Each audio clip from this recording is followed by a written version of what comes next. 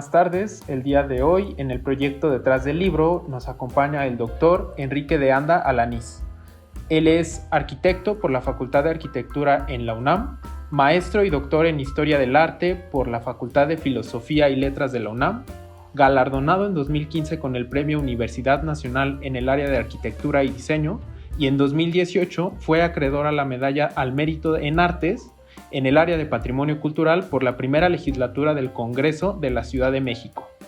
Y el día de hoy nos acompaña precisamente para revisar una de sus publicaciones que encontramos en la página de la facultad de manera gratuita. Se trata del libro Teatros junto a hospitales, los conjuntos de seguridad social de el IMSS en la presidencia de Adolfo López Mateos, de 1958 a 1964. Buenas tardes, doctor. ¿Cómo está? ¿Qué tal? ¿Cómo están? ¿Cómo les va? Nos da mucho gusto que nos acompañe hoy. Y a mí estar con ustedes, por supuesto. En ese sentido, nos gustaría empezar la entrevista con el acercamiento sobre el origen del libro. ¿Cómo es que surge esta publicación? Bueno, mira, este es un proyecto de investigación de largo aliento. Yo me dedico 100% a la academia hace ya muchos años. Siempre considero que mis proyectos tienen como dos longitudes. Hay algunos que son proyectos cortos y proyectos de larga duración. Los de larga duración duran años. Los proyectos cortos son investigaciones que me llevan a hacer una ponencia, a hacer un ensayo, a hacer algún seminario, un taller. Y este fue un proyecto de larga duración. Este es un proyecto extenso que se llevó más de 5 años. El origen es que, bueno, debo decirte que la mayoría de mis investigaciones que han sido relevantes para el conocimiento de la arquitectura mexicana moderna han nacido de inquietudes que yo tuve mucho antes de ser historiador de la arquitectura. Gustos, inquietudes, dudas sobre algunos asuntos. Por ejemplo, mi tesis de doctorado, que fue La vivienda colectiva de la modernidad, surgió de un interés personal por el multifamiliar Miguel Alemán, el que está en la Colonia del Valle, en la esquina, bueno, más bien en la manzana de Félix Cuevas, Avenida Coyoacán, Adolfo Prieto, Parroquia. Es un conjunto que yo vi desde mi adolescencia y siempre me llamó mucho la atención, aún antes de estudiar arquitectura. Ya era un conjunto que a mí me impresionaba, me llamaba la atención, y después, andando el tiempo, pues empezaron a surgir las dudas de por qué las cosas se hicieron de una manera y no de la otra. Y en el caso de esta investigación sobre los conjuntos de seguridad social, nace de mi gusto personal también por la Unidad de Independencia, a la cual me acerqué pues desde que tenía 10, 12 años, motivado por lo que nos decía mi maestro de quinto de primaria, imagínate, que nos hablaba en 1960, en el año de la inauguración. Él nunca supe si él ocupó una vivienda, seguramente sí, porque bueno, conocía muy bien el ambiente. Entonces, ya desde ese momento a mí me empezó a llamar la atención primero, y después surgieron también las preguntas de por qué las cosas fueron de una manera y no de la otra. Y estando ya involucrado con la disciplina de la historia de la arquitectura, que ese es mi campo de trabajo, pues empezaron a surgir pues cada vez más dudas, sobre todo cuando fui consciente de algo que en apariencia era contradictorio, el que hubiera tantos teatros en los conjuntos del Seguro Social. Entonces me empecé a dar cuenta, bueno, desde luego el primero del que tuve conocimiento fue el Teatro Xola, porque mis abuelos vivían cerca del Teatro Xola, entonces yo lo veía pues con muchísima frecuencia cuando los acompañaba, cuando salía con ellos. Y después pues el Tepeyac y el Hidalgo y muchos teatros más en la ciudad. Entonces la pregunta empezó a tomar forma ya de una posible hipótesis y de un interés por hacer ya una investigación en forma. Y así fue que la inicié.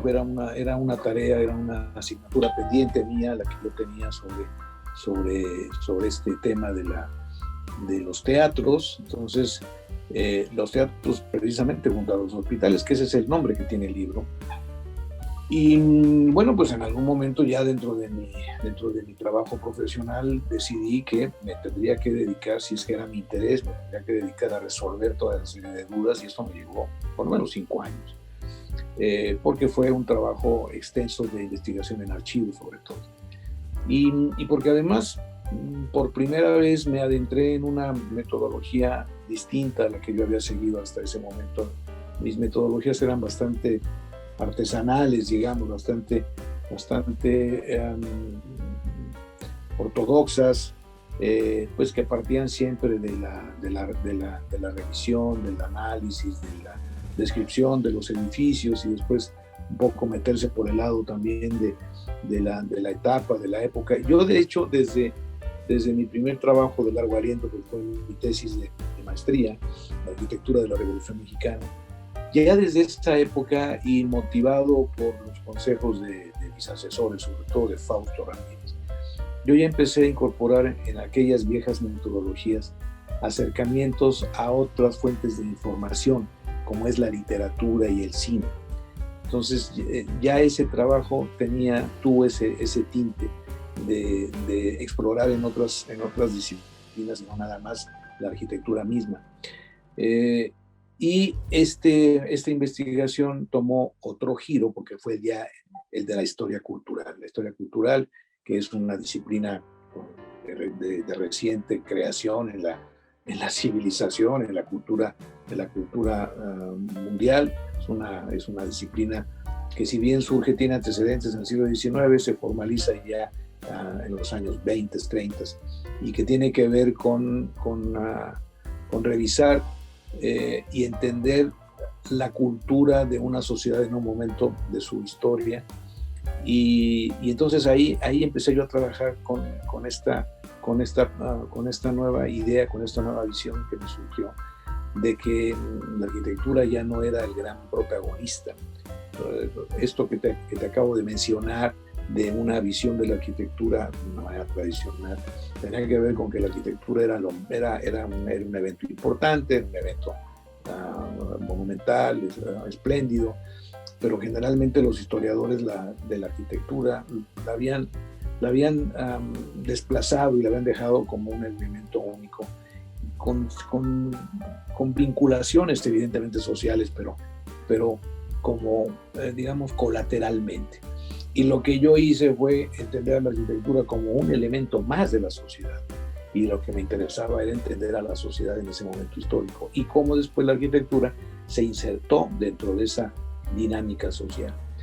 Y en este caso se me daba la oportunidad, porque lo que yo estudio y que después devino en este libro es un periodo histórico de la cultura mexicana moderna, es 1958 a 64, está perfectamente delimitado, porque son los años del sexenio del presidente López Mateos y de Benito Coquete en la dirección del Seguro Social. Entonces es un marco perfectamente establecido.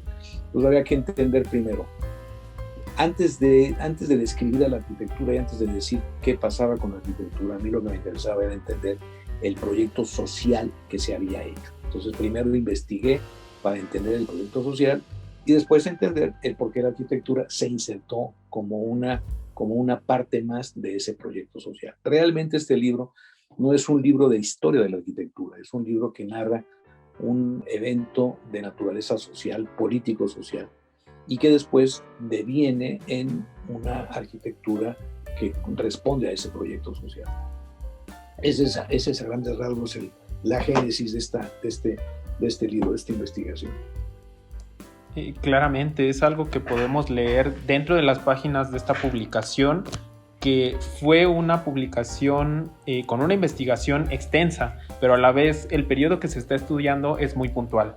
Y sobre este análisis que se empieza a hacer sobre este periodo, me gustaría conocer qué archivos sirvieron de apoyo para profundizar la investigación.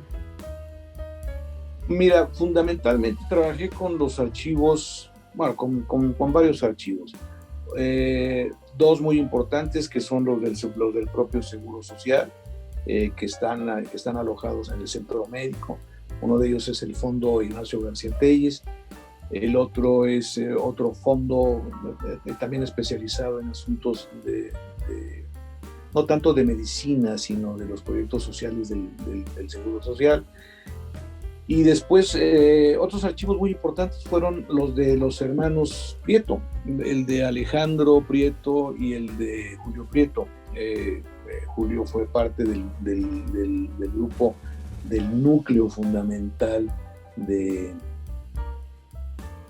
Seguro Social. Fue una de las dos personas a las que invitó Benito Coquet. Benito Coquet invitó a Julio Prieto e invitó a Jorge González Flores. Eran sus amigos y eran profesionales en quienes ellos confiaban, y ellos tres armaron el gran proyecto social. Después se incorporó Alejandro, que era hermano de Julio. Entonces yo me di a la tarea dentro de estos años de búsqueda de localizar los archivos. Si bien es cierto, los de Seguro Social estaban ubicados, me hacían falta consultar los de Julio y Alejandro. Preguntando por todos lados y haciéndome de la confianza de amigos y de otras personas, dimos primero con el de Julio Prieto, que lo tenía, bueno, sigue teniendo una buena parte su familia, sus herederos, y entonces esa fue la primera consulta. Y después motivamos a la familia para que donara ese archivo a la universidad, y lo tenemos en el archivo de Arquitectura Moderna y Cultura Visual, que es un archivo que yo fundé hace ya más de 10 años, y que es un archivo público, es un archivo para investigadores, tiene sus normas, está ubicado físicamente en investigaciones estéticas, pero es un archivo que es parte de mi proyecto personal académico. Y después dimos con el archivo de Alejandro Prieto, un archivo realmente espléndido, riquísimo, amplio, con una cantidad de fotografías apabullante. Y ese fue determinante, porque ahí pude localizar fechas, nombres de autores, edificios que ya no existen, algunos de ellos, y también, como en el caso de Julio, de los herederos de Julio, en este caso la viuda, la legítima heredera de los bienes de Alejandro Prieto, se motivó para donar ese archivo a la UNAM, y el archivo ahora está en proceso de ser considerado como una figura de comodato por parte de la UNAM. Pronto, a medida de nuestras posibilidades, una vez que lo hayamos estabilizado, que se haya clasificado, estará al acceso de los investigadores, que tendrán que acreditarse como investigadores, porque son documentos delicados, son documentos también que por los mismos formatos, los mismos materiales, han tenido alguna problemática de conservación, y por otra parte tampoco tenemos amplitud de recursos para poder estabilizar todo lo que tenemos. Hay más de 25,000 piezas archivísticas en ese archivo. Yo diría que esos fueron los 4 archivos fundamentales con los que pude trabajar. Me hizo falta, nunca lo localicé, no sé si exista el archivo de Benito Coquet, que debe ser es un archivo fundamental. Esta investigación no ha terminado, yo todavía no la cierro. Me hizo falta consultar los documentos de Jorge González Durán, que es un personaje importantísimo para la cultura mexicana moderna de los años 40 y 50 y hasta los 60. Desafortunadamente, pues no se conservaron sus documentos. Su biblioteca fue donada a la Biblioteca Vasconcelos, y ahí pues se sometió a un proceso de dispersión, como suele suceder en las bibliotecas públicas. Entonces tampoco tuve acceso a esa fuente de información. Sin embargo, pues con lo que pude trabajar y con los análisis y las investigaciones, pues hay este libro del cual ahora me estás haciendo las preguntas, y un segundo libro que está por aparecer en dos meses más seguramente. El editor está haciendo el Instituto Mexicano del Seguro Social. El libro se va a llamar Arte y Cultura junto a los hospitales, y ahí lo que estamos presentando son todos los conjuntos de seguridad social en la República. En el primer libro al que nos ha movido a esta charla, es un libro que explica el proyecto social y explica los conjuntos que fueron diseñados específicamente por Alejandro Prieto. Sí, finalmente, como nos adelanta esta parte, entiendo que la consulta de acervos fue relevante y sigue siendo para esta investigación. Sí, así es. Pues toda investigación historiográfica, formal, seria, estructurada, necesita de la revisión de fondos, la revisión de documentos, pues en la medida en que los documentos sean fidedignos, sean auténticos, sean de época, pues nos estarán garantizando tener una información menos manipulada, digamos. A veces no es posible dar con los documentos originales. Tampoco se trata, esto lo hacía Leopoldo von Ranke en el siglo XIX, de tratar de localizar las fuentes originales, el acta de nacimiento, sino no importaba que Miguel Hidalgo hubiera dado el grito de la independencia, si no se tenía su acta de nacimiento, el personaje no existía. Estoy haciendo una exageración, pero así era la pesquisa hace años. Hoy en día es importantísima, por supuesto, pero los archivos no son la única fuente de información. En este caso, la otra fuente de información fueron los conjuntos mismos.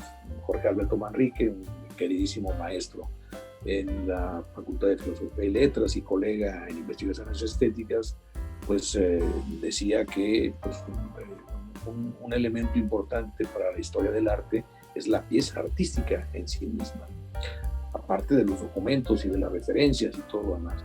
En este caso, pues, para una investigación sobre arquitectura, que tuve que meterme con la arquitectura, con los edificios mismos, y haciendo una suerte de cotejo entre lo que las imágenes de los archivos me decían y lo que yo vi en los conjuntos, te puedo decir que las modificaciones y las transformaciones han sido realmente mínimas. Desde 1964, que fue la terminación de este periodo a la fecha, yo creo que de los conjuntos que por lo menos diseñó Alejandro Prieto se han modificado el 5% nada más, o sea, ha sido realmente mínimo, se han respetado los conjuntos. Y esto, bueno, hoy en día ya el Seguro Social mismo tiene conciencia de la importancia cultural de sus conjuntos, ya no nada más son edificios que albergan actividades y que dan lugar a funciones, sino que también están ya conscientes de la importancia cultural.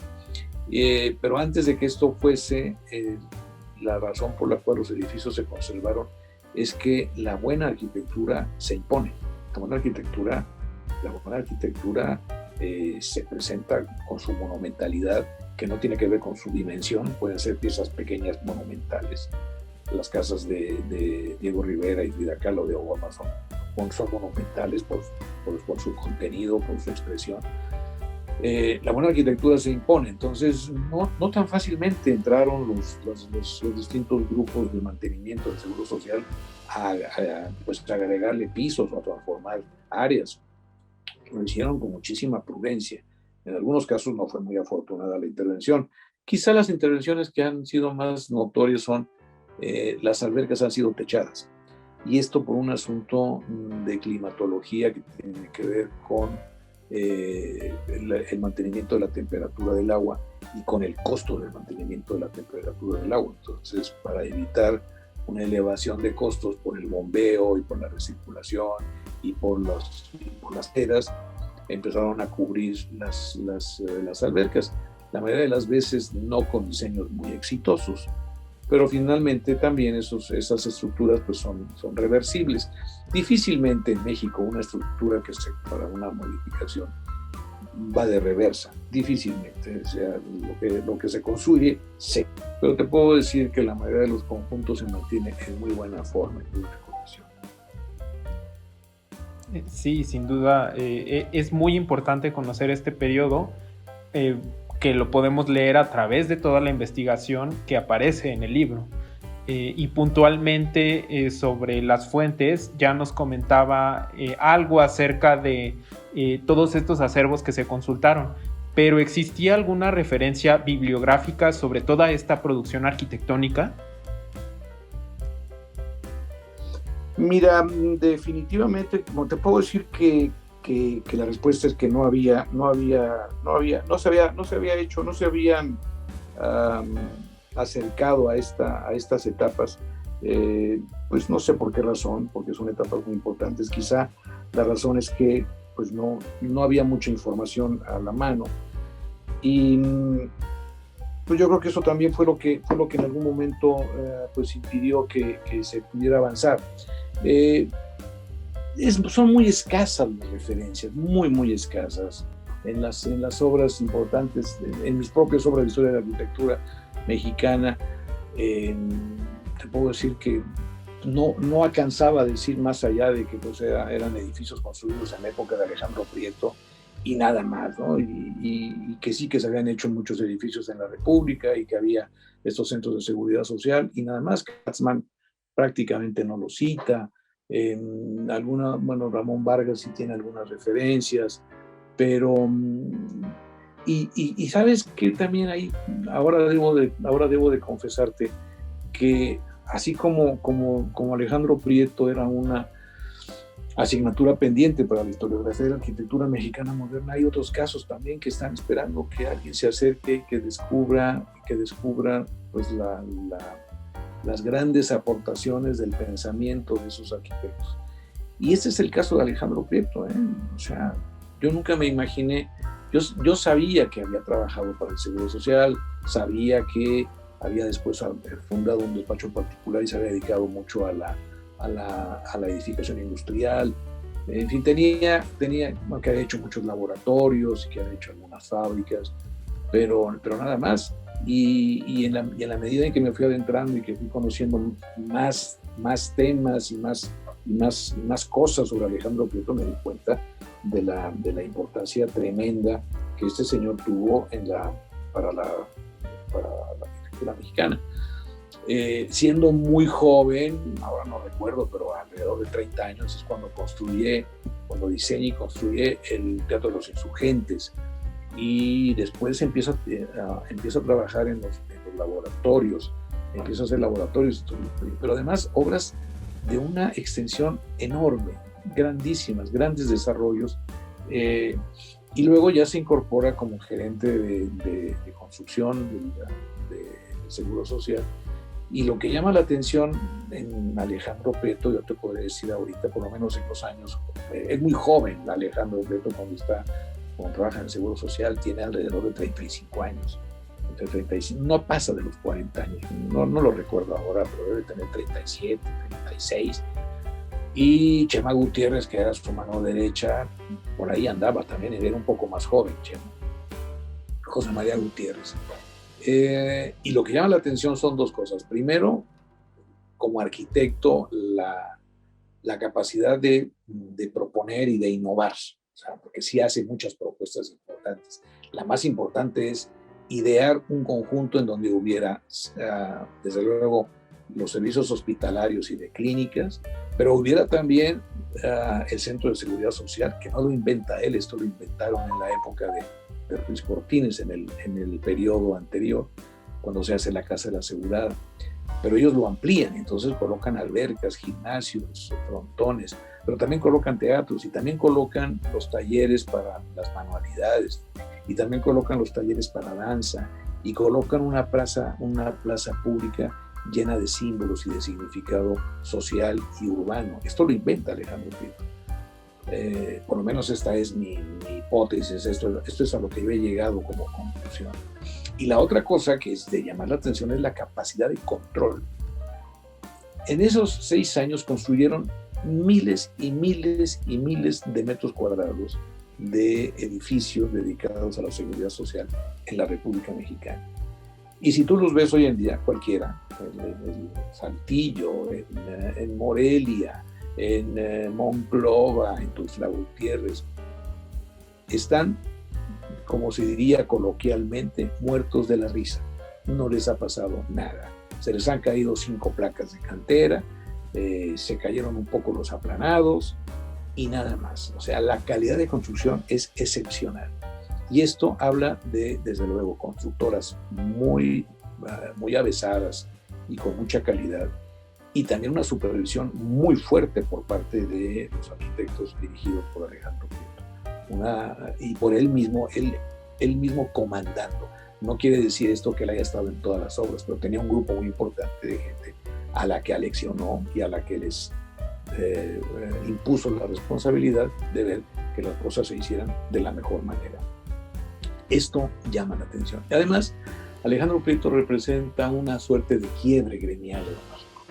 Hasta, yo diría, es antes y después de Alejandro Prieto y de Ramírez Vázquez. Sabemos, casualmente, en los mismos años en que Alejandro Prieto desarrolla estas obras en el Seguro Social, Ramírez Vázquez está haciendo los museos en México y había hecho las escuelas del CAPSE, ya tenía una gran presencia. Ellos dos tienen la posibilidad de innovar y de ir dejando paulatinamente atrás esta arquitectura tradicional de las cajas de cristal, por ejemplo, ¿no? que durante muchísimos, el famoso internacionalismo. Entonces, esto lo hizo directamente Alejandro Prieto. O sea, esta es una respuesta profesional y además es también un cambio generacional, porque hasta el momento en que Alejandro Prieto se hace cargo de la operación de la oficina de construcción del Seguro Social, quienes habían tenido el mando gremial había sido la generación anterior, era la generación de Carlos Obregón Santacilia, de José Villagrán García, poco se les cuela Pedro Ramírez Vázquez y antes Carlos Lazo. Cuando Alejandro Prieto llega a hacerse cargo del Seguro Social en la parte de la edificación, es un quiebre generacional muy fuerte. Desplazan a Enrique Yáñez, que había diseñado el Centro Médico Nacional, y después, que además había sido su director. Alejandro Prieto trabaja con Enrique Yáñez en Bellas Artes cuando Enrique Yáñez es director de arquitectura. Pero bueno, Enrique Yáñez es de la generación de José Villagrán, del General Moral, todo este grupo que había surgido en los años 20 y 30. Cuando llega Alejandro Prieto, entra otro grupo generacional al Colegio de Arquitectos. Alejandro funda la Federación de Colegios de Arquitectos de la República Mexicana. Y entonces llega una nueva generación a trabajar la arquitectura en México. Entonces esto no se había estudiado, esto no se había determinado. Estas son cosas que yo fui descubriendo durante la investigación y que, bueno, pues trato de ponerlas en claro en estos textos que, bueno, pues que espero que sean útiles para la reflexión de la arquitectura mexicana moderna. Sí, claramente notamos este profundo análisis tanto en la publicación como el poder hablar en este momento con usted. Y en ese sentido, ya nos adelantaba un poco que es una investigación que no se ha cerrado, pero nos interesa conocer cuánto ha durado el desarrollo de esta investigación. Pues mira, yo no tengo en este momento la fecha, pero yo creo que esto me llevó por lo menos entre 4 y 5 años. Yo generalmente voy anotando las fechas de inicio formal de las investigaciones y las fechas de inicio de la redacción de los textos. Y te puedo decir que este libro lo empecé a escribir en la Universidad de La Plata, en la Argentina, un septiembre de 2018, y luego lo seguí escribiendo en Buenos Aires, y luego lo seguí escribiendo en Berlín, y finalmente lo terminé, claro, con intervalos importantes de México, y finalmente lo terminé de escribir. Las conclusiones las escribí en Nueva Delhi, en la India, en diciembre de 2019. Entonces, por lo menos de la redacción fueron por lo menos 3 años. Y claro, en simultáneo con algunas partes de investigación también. Pero bueno, considera que esto me llevó entre 4 y 5 años más o menos. Sí, se lee puntualmente dentro de la publicación como una investigación extensa que, pues, como ya nos ha podido platicar, habla sobre todo un periodo desde diferentes ámbitos, y es muy interesante conocer igualmente toda esta producción y momento histórico. Ya nos adelantaba igualmente este acercamiento desde los acervos al IMSS, pero en particular, ¿cuál fue el papel de esta institución en el desarrollo para la publicación? ¿Del Seguro Social? Sí. ¿Dices tú? Sí, mira, el Seguro Social, desde luego que se mostró interesado desde que me acerqué a ellos. Yo tuve que acercarme a ellos porque era necesario tener su autorización, su salvoconducto para ingresar a los conjuntos. Y ellos tienen una sección de desarrollo cultural, me parece, no me acuerdo el nombre exacto de la sección, pero en donde está Davayani Amaro, que es una historiadora muy entusiasta y muy comprometida con el patrimonio cultural arquitectónico, sobre todo el Seguro Social, y ella fue un apoyo y sigue siendo un apoyo importantísimo para mi trabajo con el Seguro Social. Me ha abierto muchísimas puertas.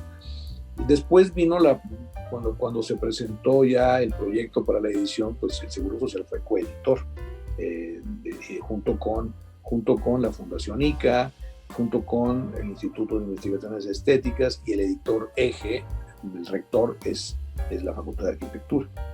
Y ahora este otro libro del que te he hecho mención, el de Arte y Cultura junto a los hospitales, es un libro que ya edita 100% el Seguro Social. O sea, ya ellos se hacen cargo de la edición, pues porque consideraron que lo que se había dicho en el libro anterior, pues era muy correcto, servía para entender un proceso, una etapa histórica que para ellos es muy importante, es muy interesante, pero en las oficinas del Seguro Social, las oficinas centrales del Seguro Social, en las distintas despachos de la zona de la dirección, uno se encuentra con enmarcados bocetos originales de las obras, de los relieves, por ejemplo, que se hicieron en la época de Alejandro Prieto. O sea, está presente por todos lados. La cauda de artistas que trabajó en esa época fue muy importante: Juan O'Gorman, Ernesto Tamariz, Luis Ortiz Monasterio, ¿quién más? Francisco Eppens, Cantú, o sea, muchísima gente trabajó con ellos de una manera muy importante. O sea, se juntó un grupo de artistas de primera, excepcionales, gente muy creativa, de una gran calidad. El mural que hace O'Gorman en el frontispicio de la sala del auditorio del CIES en San Jerónimo, de Hidalgo, con la torcha, es un mural espléndido, muy bien entendida la escala del sitio, los relieves de Federico Cantú en el edificio de León, Guanajuato, en el de San Luis Potosí, en la Unidad de Independencia, son de una calidad excepcional. Los que hizo también para el Centro Médico, lamentablemente se dañaron, uno se perdió totalmente, el otro todavía se mantiene en un lugar muy secundario, pero bueno, finalmente se logró salvar. En fin, hay una cauda muy importante de trabajo que se desarrolló en esa etapa. Sí, claramente es un poco de lo que podemos encontrar en el libro. Y ahora bien, adentrándonos particularmente en el momento histórico que se aborda dentro de esta publicación, ¿quiénes son los funcionarios que condujeron este prolífico desarrollo? Mira, desde luego Benito Coquet a la cabeza, ¿no? Por supuesto, Benito Coquet, que era un político muy importante mexicano. Él era de origen veracruzano, era un hombre con una gran ambición como político. Él quería ser... Benito Coquet quería ser presidente de la República. Él es el director. Tuvo muchos problemas políticos anteriormente, tuvo que salir del país. Bueno, no tuvo que salir del país, pero fue como embajador a Cuba, lo cual lo alejó de la política. Tuvo una actuación relevante en la época de Ávila Camacho, después un poco con Miguel Alemán. En fin, tuvo momentos de gran reconocimiento y gran visibilidad social, y desde luego el momento cumbre es el sexenio de López Mateos. Después, Benito Coquet desaparece de la escena política, fundamentalmente por la gran tensión que se dio con el presidente Gustavo Díaz Ordaz. Benito Coquet quería ser presidente de la República y entonces se lanzó a una precampaña muy fuerte que nunca le perdonó Díaz Ordaz. Apenas tomó posesión Díaz Ordaz, Benito Coquet se fue a vivir a su rancho y jamás volvió a aparecer en la vida pública. Los otros funcionarios son los que ya te mencioné. Jorge González Durán, que siendo poeta llegó a ocupar la subdirección administrativa del Seguro Social. O sea, es el que manejaba las finanzas del Seguro Social. Julio Prieto, que es el que manejó todo el programa cultural, y Alejandro Prieto, que fue el que manejó toda la parte de creación arquitectónica. Ellos cuatro hicieron este gran proyecto nacional. Es impresionante la capacidad de organización, de dirección, de creación que tuvieron estos 4 personajes. Creo que difícilmente la vas a poder encontrar en otra etapa histórica de México moderno. Sí, hay muchos ideales que encontramos y que podemos leer dentro de este libro. Finalmente, pues toda la intención que traían estos personajes, en particular para el Seguro Social, que es lo que aborda este libro, nos interesa conocer qué ideología caracterizó este momento tan fértil. Mira, se hablaba mucho de la Revolución Mexicana, sigue siendo el paradigma político. Uno de los lemas de López Mateos era la justicia social. Todos los presidentes después de la Revolución tienen como lema el tratar de las reivindicaciones sociales, es decir, lo que se había ofrecido y no se había cumplido con la Revolución, ellos tratan de llevarlas a cabo. Lázaro Cárdenas con el reparto de la tierra, Miguel Alemán con el crecimiento económico del país, López Mateos con la justicia social.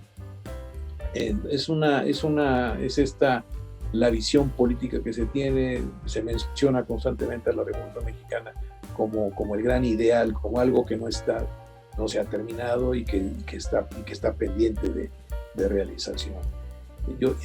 Hay un acontecimiento económico internacional muy importante que beneficia a México, que es el milagro económico. México es un país en ese momento económicamente poderoso. México es un país muy bien organizado, muy bien administrado. Antonio Ortiz Mena, que había sido el director del Seguro Social con Ruiz Cortines, pasa a ser el secretario de Hacienda y lo hace muy bien. México tiene un recurso económico muy importante que lo dedica el desarrollo interno del país. La infraestructura que se construyó en ese periodo fue amplísima. La infraestructura cultural que se construyó en ese periodo, pues quizá nada más se podría parecer a la que hace Miguel Alemán con su universitario, pero en esta época se hacen los museos, por ejemplo, se hacen los teatros del Seguro Social. Entonces es una época que le dedica muchísimos recursos económicos como proyecto político nacional a la cultura, a la recreación a través de la cultura. Se hace el Museo Nacional de Antropología, que es una obra espléndida que todavía sigue siendo reconocida. Pero yo diría que en el aspecto ideológico, pues esa sería la condición. López Mateos era un hombre con una gran visión, un hombre que se ocupó mucho de colocar a México en lo que se llama el concierto internacional, dar a conocer a México, abrir puertas de oportunidad para la inversión extranjera en México, tejer alianzas de apoyo social, de apoyo cultural también. Es una época realmente espléndida. Claro, siempre hay otros matices. Es también la época de la represión a las huelgas, la época de la represión a los maestros, la época de la represión a los ferrocarrileros. Es parte de la circunstancia social. No podemos hablar de un sexenio que haya sido espléndido y maravilloso. Eso no existe. No existe más que en la fantasía de algunos políticos que todavía insisten en que hay cosas que ellos quisieran ver y que de pronto creen que las están viendo y que no existen realmente. Sí, sin duda son factores que implican y involucran toda esta producción de la época que está abordando esta temática. Y en ese sentido, abordando también lo que encontramos como el título de esta publicación, Los teatros junto a hospitales, ¿qué factores influyeron en el desarrollo de estos conjuntos como tipología? Pues mira, la tipología tuvo que ver, bueno, fue una tipología inventada por Alejandro Prieto, ¿no? Porque esto no existía. Y tuvo que ver con lo que le pidieron Benito Coquet, Julio Prieto y Jorge González Durán. Dijeron, tiene que haber edificios que nos permitan llevar a cabo un programa de actividades culturales. Y esos edificios tienen que estar en el mismo recinto donde están los hospitales. Entonces él tuvo que idear la manera. Y esto Esto resulta ya después de un análisis interesante porque también tuvo que ver con el cómo priorizó la presencia de los edificios en los conjuntos, qué era más importante. Entonces, en algún momento se deja ver que lo más importante para este grupo era que la sociedad viera como primer contacto en los edificios culturales y los edificios que tienen que ver con el disfrute familiar. Entonces, lo que tú ves generalmente en estos conjuntos, el primero ves el teatro y luego ves los edificios que tienen que ver con los centros de seguridad social, y al fondo o a un lado, o siempre, no siempre en primer lugar, los hospitales. Entonces, lo que la gente vio cuando esto se inauguró fueron teatros, fueron talleres, fueron lugares para bailar, lugares para nadar, lugares para hacer ejercicio, jardines, y al fondo había un hospital, que es distinto a decir, hubo un hospital con unos teatros juntos, ¿no? Aquí fue primero el teatro, esa fue la piedra de toque. La mayoría de los conjuntos, porque claro, aquí intervinieron 20, 30, 40 arquitectos diseñando, y la mayoría de los conjuntos tiene el mismo esquema, es decir, es un esquema que seguramente decidió Alejandro Prieto. Digo seguramente porque no me encontré con ningún apunte que dijera que me permitiera confirmar que así fue. Supongo que así fue. Hay una plaza pública, hay un espacio abierto que está conectado con la ciudad directamente. La gente entra a la plaza y alrededor de la plaza están los edificios, en donde el más importante siempre es el teatro. Y después, en segundo lugar de importancia, puede ser la administración regional, si estamos hablando de conjuntos en la República, o los edificios dedicados a la seguridad social, que son donde están los talleres y los salones de danza. No eran escuelas, eran lugares para que la gente disfrutara de la compañía de otras familias en los tiempos libres. El proyecto de Benito Coquet le daba poder a las mujeres. O sea, partía de fortalecer la imagen de la familia y partía de que la mujer era el ente fundamental. Entonces había que darle poder a la mujer. Por eso son centros de seguridad social para las mujeres, en donde hay actividades generalmente dedicadas a las mujeres. No quiere decir que son exclusivas, pero la cocina, la juguetería, la costura, eran actividades generales, el tejido, eran actividades generalmente femeninas. Entonces, esto es a lo que le dan importancia. Los varones tenían las albercas, tenían los gimnasios, tenían básicamente los campos de juego, hay estadios de fútbol, hay una serie de, por ejemplo, Huastepec es un caso único en la arquitectura mexicana, es un caso excepcional de recintos, de descanso, de jardines, de símbolos.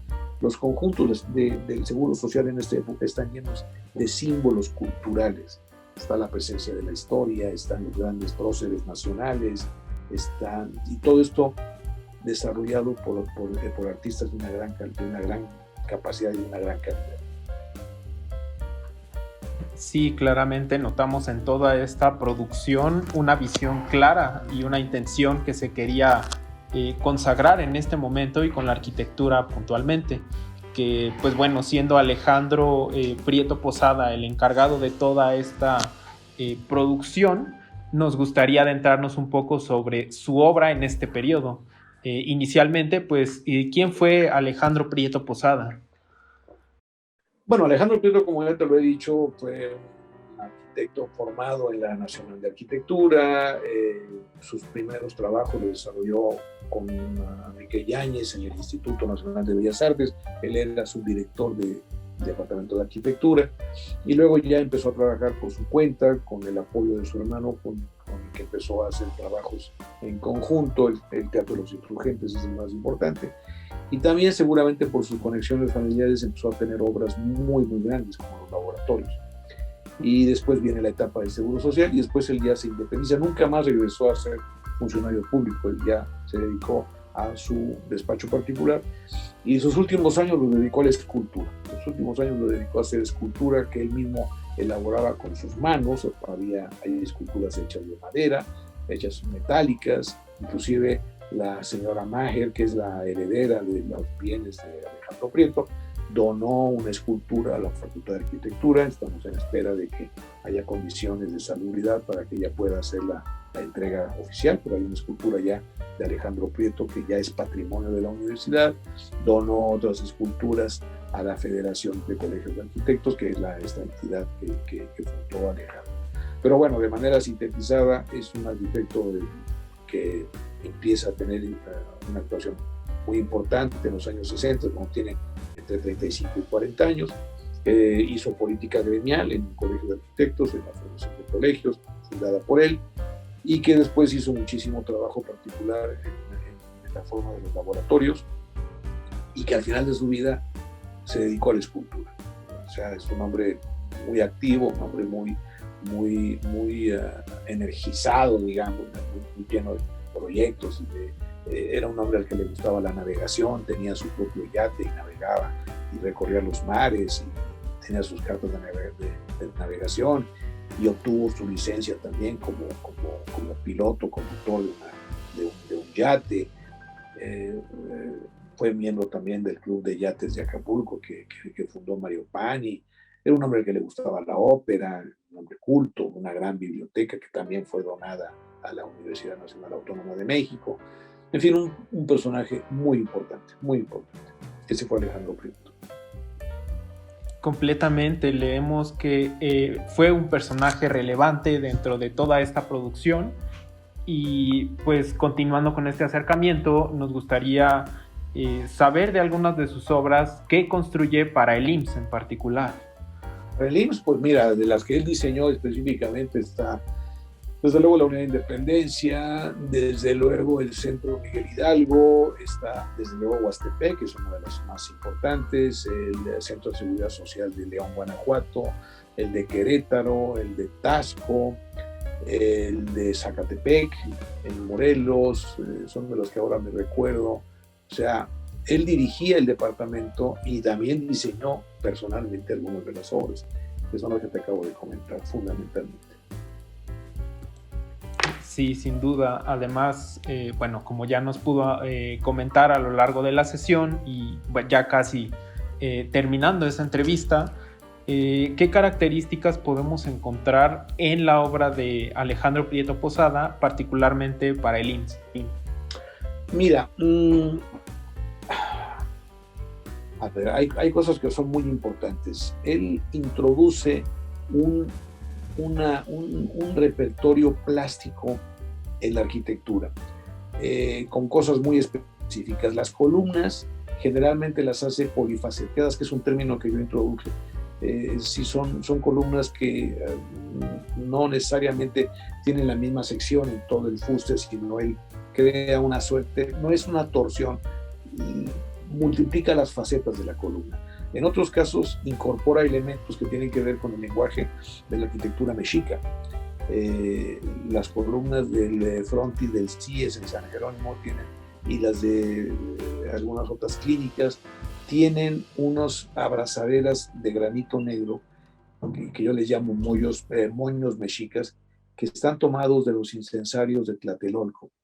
Esos son como detalles específicos, porque Alejandro tiene como mucho interés en la arquitectura prehispánica. Entonces no hace edificios que parecen edificios mesoamericanos, sino introduce algunos detalles, algunos elementos. Luego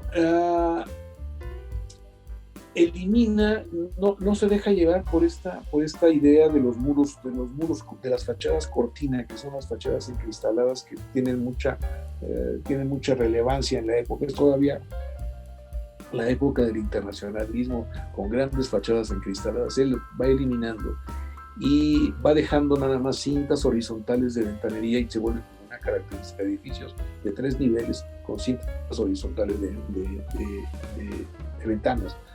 Introduce, por supuesto, los relieves en algunos de sus edificios. En el edificio de la Administración Central de la Unidad de Independencia, si bien es cierto que no lo diseña, pero el edificio del Hospital de San Luis Potosí tiene un relieve de Federico Cantú.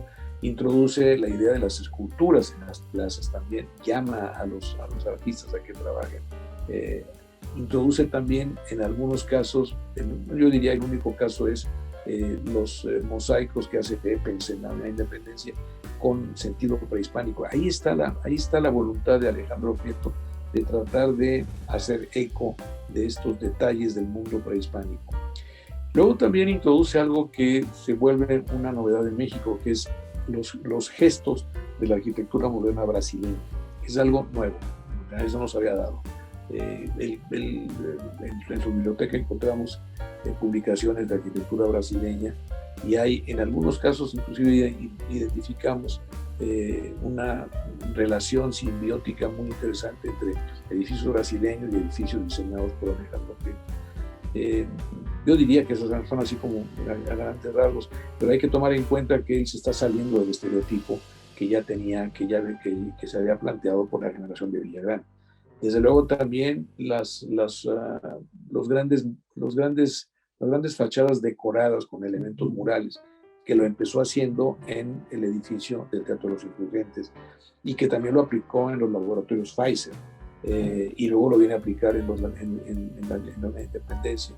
El único mural que hay pintado, colorido, es el de O'Gorman en un interior, pero coloca relieves, el relieve que hay en el frontis del Teatro de la Unidad de Independencia, con la historia de Quetzalcóatl Tula, el relieve con el escudo del Seguro Social en una de las fachadas laterales del edificio de administración. En fin, él introduce todos esos elementos que no tienen antecedentes.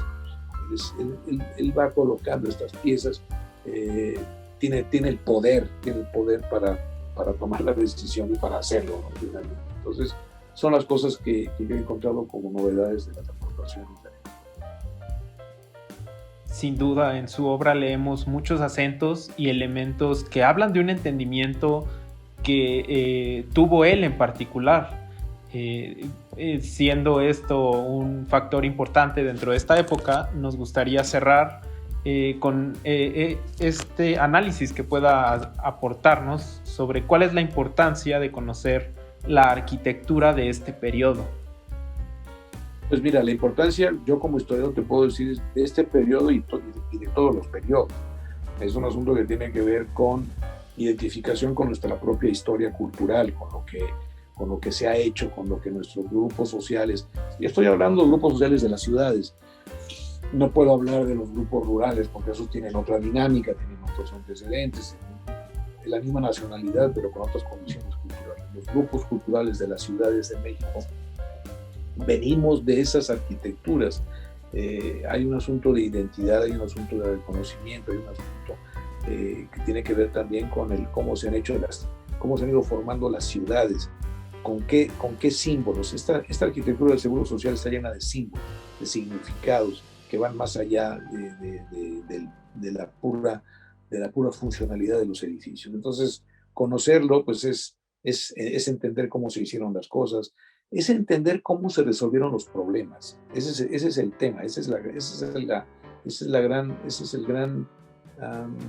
aportación, de las grandes aportaciones que te da la historia. Entender cómo se enfrentaron los problemas. Problemas me refiero con algo que no ha encontrado la solución todavía.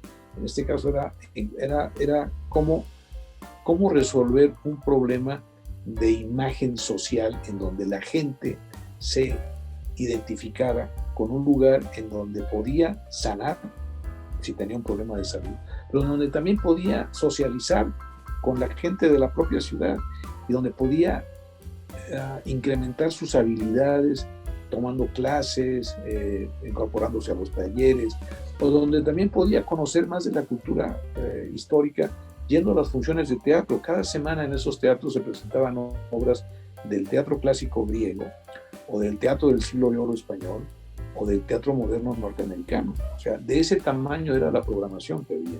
Entonces, bueno, pues si ya alguna vez se hizo en México y así resolvieron los problemas, ¿qué podemos decir ahora y cómo lo podemos resolver? O sea, no se trata de que emulemos y de que hagamos como ellos lo hicieron. Se trata de que entendamos que hay maneras de resolver las cosas de acuerdo a nuestras capacidades y a nuestro soporte tecnológico por épocas. Ahora tenemos otro soporte, hay otra dimensión de los problemas, otra responsabilidad para responderlos.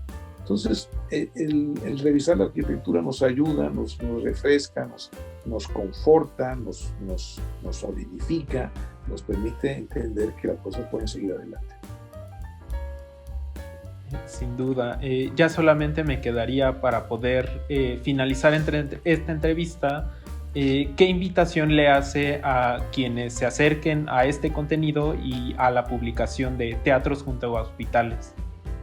Bueno, pues mira, ¿qué te puedo decir un autor sobre un libro que ha salido, que es el resultado de una investigación? Pues que yo espero que sea útil, yo espero que se discuta, yo espero que sea leído, yo espero que realmente contribuya a la consolidación de la cultura arquitectónica en México. Espero que sea citado, espero que sea revisado por los investigadores, pero que también la gente se acerque y pueda.